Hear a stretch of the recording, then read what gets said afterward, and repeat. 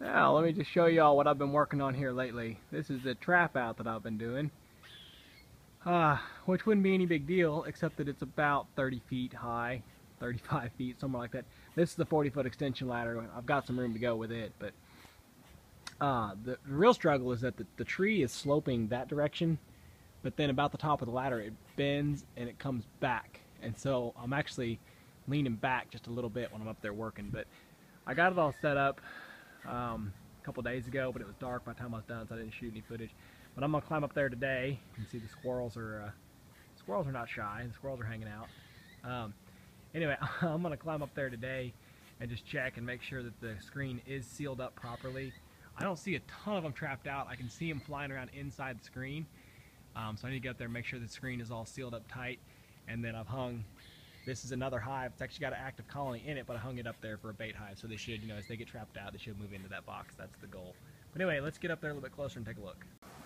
Alright, so right off the bat, we've got a serious problem up here. First off, I'm way up high. But no, the bigger problem, right here in the end of my cone, it's plugged up with dead bees. So they probably had bees die on a cold night or whatever happened. They tried to haul them out and they just shoved them into the tip of the cone and plugged it up. So now it's not a trap out, it's just a straight trap. Nobody can get in or out. So I'm reaching up inside there with a stick, trying to poke it in there and then pull out the dead bees, which is working, but it's rather tedious.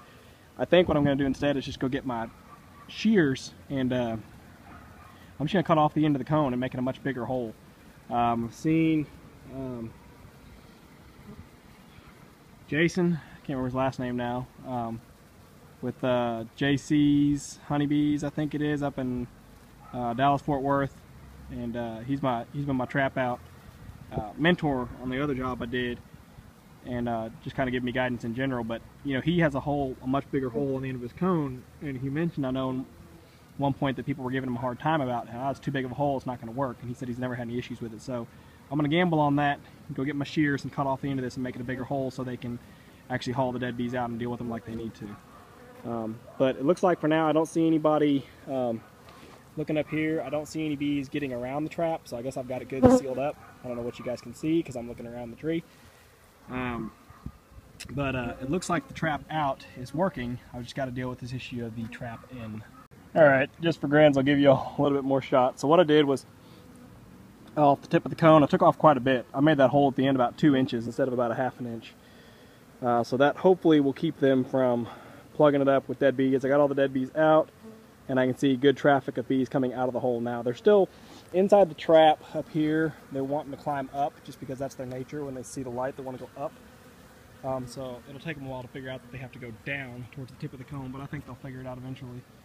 But other than that, on my box here, hanging on the other side, it's suspended from above by the rope, the blue rope, and then I also put a ratchet strap right here around it to tighten it to the tree real good. So it's secure, it ain't moving, which we just had a storm blow through last night and it didn't blow it out of the tree, so I think it would have been fine anyway. But anyway, just give you all a nice little view of the top of the neighborhood. There's the top of the roof of the house.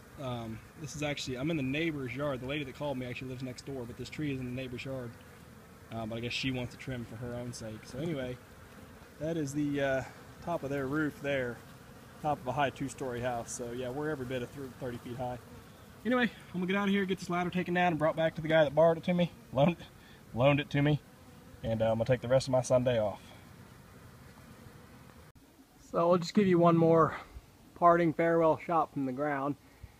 I know the video is really shaky because I'm zoomed in, but anyway, see the bees flying around up there now. I see more of them getting trapped out and flying around the outside of the screen, which is exactly what we want. So now it's just a waiting game. We'll just see how long it takes for all of them to get out. Might be months for the winter.